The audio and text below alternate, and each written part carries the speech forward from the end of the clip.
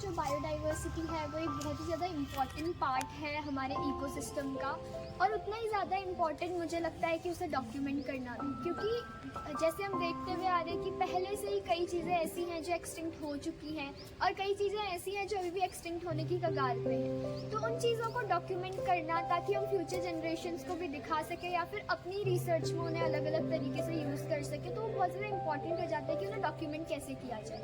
इसी चीज़ के लिए हमने एक अपना पहला स्टेप उठाया था कि हमने लॉकडाउन के टाइम पे जब हमारी दीवार मैगजीन निकल नहीं पा रही थी फिजिकल स्पेस पे आके, तब हमने वर्चुअली एक डिजिटल मैगजीन निकालने का सोचा था जिसमें हम बायोडाइवर्सिटी को डॉक्यूमेंट कर रहे थे। उस चीज़ को डॉक्यूमेंट करने के लिए हमने एक वीडियो फॉर्मेट का सहारा लिया था। हमने वीडियोस बनाई थी बायोडाइवर्सिटी को डॉक्यूमेंट करने के लिए, और उस बायोडाइवर्सिटी की वीडियो से हमारे बहुत से अलग अलग कनेक्शन बने, जिसमें से एक था विक्रम सर के साथ कनेक्शन।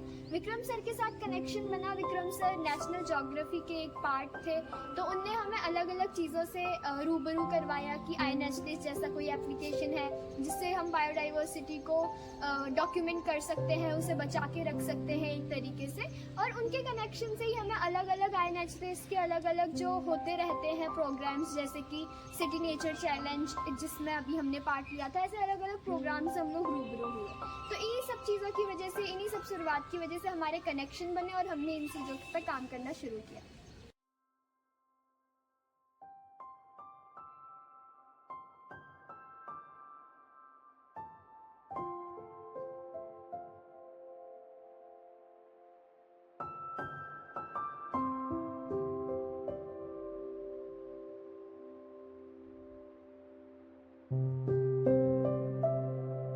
जैसा सिटी नेचर चैलेंज जो ऑल ओवर वर्ल्ड हुआ, उसमें इंडिया में नानेमत्ता भी है, तो उसे हम लोगों ने यहाँ बच्चों को कराया। तो उसमें हम लोग बच्चों को ऑब्जर्वेशन कराने के लिए पहले स्कूल के आसपास यहीं फील्ड में ले गए और डैम में ले गए और डैम के आसपास ले गए। तो हमने वहाँ बहुत बड़ी बायोडाइवर्सिटी देखी, बहुत बड़ी हमने देखी, बहुत सारे इंसेक्ट्स देखे, छोटे छोटे इंसेक्ट्स, और बहुत सारी स्पाइडर्स देखी अलग अलग प्रकार की ना। हमने आजकल मतलब हमने ज़्यादातर घरों में एक ही तरह की स्पाइडर देखी होगी, पर हमने वहाँ पर बहुत सारी स्पाइडर्स देखी, बहुत सारे बीटल्स देखे, बहुत सारे पंछी देखे और बहुत सारी चीज़ें देखी। और वहाँ की बायोडाइवर्सिटी इतनी रिच है ना डैम के आसपास की, जैसे कि आपको वहाँ पूरा एक साइकिल दिख जाएगा। जैसे हमें बताया था किसी ने कि वहाँ पर एक इंसेक्ट को ऑब्जर्व कर रहे थे, तो उसे मेंढक ने खा लिया और मेंढक को सांप ने खा लिया। तो फिर उस सांप की ऑब्जर्वेशन करी, तो हमें वो दिखा कि वो पूरी साइकिल कैसे बनी थी। तो इस साल मैंने जो देखा ना, तो इस साल मुझे लगा कि जो इंसेक्ट्स थे, ज़्यादातर इंसेक्ट्स उनका क्या था, ब्रीडिंग सीजन चल रहा था। ज़्यादातर इंसेक्ट्स देखे मैंने, बीटल देखे, बड़े बड़े इंसेक्ट्स देखे, या और बर्ड्स थे, उन सब के अंडे देखे, जैसे टिटहरी के अंडे देखे। और ये भी पता चला कि जो टिटहरी होती है ना, वो अपने अंडे कहीं पेड़ में या कहीं पानी में नहीं, वो खुले ग्राउंड में करती है, खुले ग्राउंड में अपने अंडे रखती है। और वो ऐसे होते हैं ना, गौर से देखोगे तभी देखेंगे, क्योंकि उसका और सॉइल का कलर ना दोनों सेम ही है। तो इस साल ये पता चला कि जो गर्मी से पहले आने वाला सीज़न है, इसमें जो ये इंसेक्ट्स है ना, इनका ये ब्रीडिंग सीजन है। जैसा कि अगर हमें ना कभी भी बायोडाइवर्सिटी को ऑब्जर्व करना है ना, तो उसके लिए हम क्या कर सकते हैं, हमें ज़्यादा इधर उधर घूमना नहीं है। एक जगह कम से कम 5 मीटर का दायरा रखो अपना, कि हाँ इतने में देखूंगा, और वहाँ पर आराम से बैठ जाओ, तो तुम्हें वहाँ पर हर चीज़ दिखेगी। अब वहाँ अगर शांति से बैठे रहोगे, तो वहाँ तुम्हारे पास आकर बटरफ्लाई बैठेगी, तुम्हारी कुछ आगे चिड़िया होंगी, या पेड़ में अगर कीड़े दिखेंगे तुम्हें, बटरफ्लाई के एग्स दिखेंगे, कुकुन दिखेंगे। तो ऐसे अगर हम कहीं भी जाएंगे ना, तो अगर बायोडाइवर्सिटी देखनी है तो किसी भी एक प्लांट्स को ऑब्जर्व कर लो। जैसे हमने पीपल का पेड़ देखा था, वहाँ पर क्या थी, गिलहरी थी, वहाँ उल्लू था, वहाँ हॉर्नबिल था, वहाँ और क्या था, और आइबिस था, बहुत सारी बर्ड्स थी, और बहुत सारे छोटे छोटे इंसेक्ट्स, और जैसे बीटल्स, और बहुत सारे छोटे छोटे इंसेक्ट्स जो हैं वो उसी पेड़ में थे। तो ऐसा नहीं है कि हमें बायोडाइवर्सिटी ऑब्जर्व करनी है तो इतना बड़ा हमने वो है नानेमत्ता उसे पूरा करना है, नहीं, कि हम एक ही जगह बैठे रहेंगे और वहाँ पर अगर हम गौर से देखेंगे ना, तो वहाँ हमें बायोडाइवर्सिटी बहुत दिख जाएगी अच्छे से।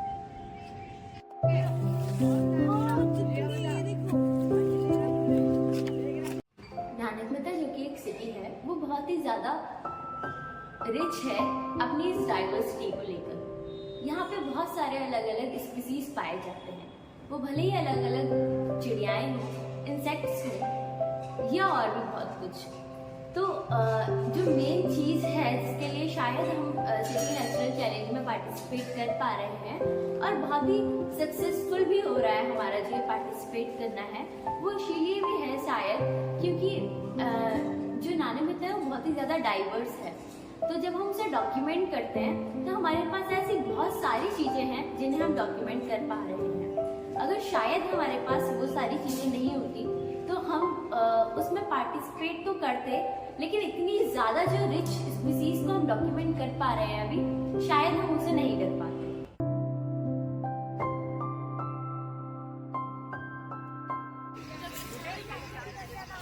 जो बच्चे थे वो बहुत उत्सुक थे कि जो जैसे भी कोई भी कीड़ा मिल रहा है या चिड़िया या पेड़, उसका नाम जानने के लिए, और उनको वो हर जगह जैसे पूछ रहे थे कि इसका नाम क्या है, इसका नाम क्या है। और मुझे भी बताने में अच्छा लग रहा था कि मुझे कुछ का नाम पता था, लेकिन कुछ से जो मेरे को याद नहीं थे, तो मैंने बताए। और जो बच्चे और औरों ने भी एक्सप्लोर किया। जैसे हमें उस एक चीज़ इससे ये भी पता चलती है कि जो हमारे एरिया में जिसका जो नाम बोला जाता है उसका इंग्लिश में या और एरियाज में क्या नाम बोला जाता है ऑल ओवर इंडिया में या वर्ल्ड। स्टूडेंट ऑफ बायोलॉजी तो बहुत ही इम्पॉर्टेंट हो जाता है हम सभी के लिए नेचर को जानना और उसे समझना।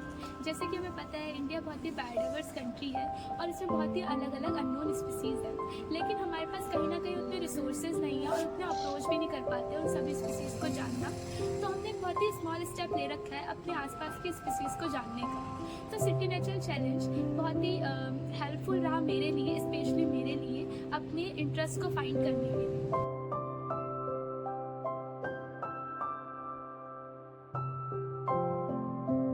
प्रोजेक्ट के दौरान मैंने ये भी सीखा कि जो बच्चे हैं वो नेचर को एक्सप्लोर करने के लिए बहुत ज़्यादा ही उत्सुक हैं। जब भी उन्हें हम जिस समय में बुलाते थे उस समय से वो पहले आके वहाँ एक्सप्लोर शुरू करना चालू कर देते थे, और हम आते थे तो हमें लगता था कि हम थोड़े लेट हो गए हैं।